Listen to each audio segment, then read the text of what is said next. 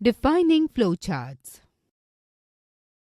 A flowchart is a type of graphical diagram that represents an algorithm. It is a set of instructions that can be followed to perform a specific task, workflow, or process. This diagrammatic representation illustrates a solution model to a given problem. Flowcharts are used in analyzing, designing, documenting, or managing a process or program in various fields. Flowcharts show the sequence of instructions in a single program.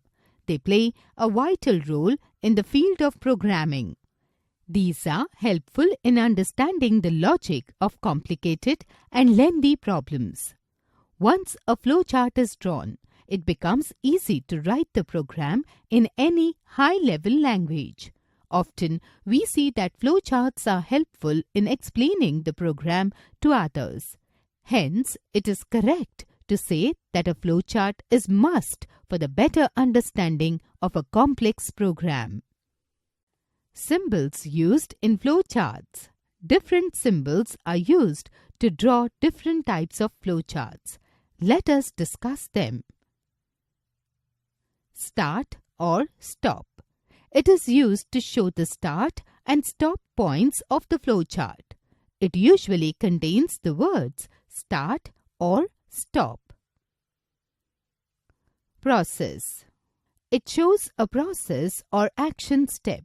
This is the most common symbol used in flowcharts. Decision. It indicates a question or branch in the process flow. It is used when there are two options, yes or no. Input or output. It requires material or information entering or leaving the system, that is, input and output. Flow line, arrow, connector. It shows the direction in which the process flows. Connector, inspection. It is small and is used as a connector to show a jump from one point in the flowchart to another. Connectors are usually labeled in pairs to show matching jump points. Rules to draw flowcharts. You must follow these basic rules while drawing a flowchart. The flowchart should be clear, neat, and easy to follow. Maintain the direction of the flow from left to right or top to bottom.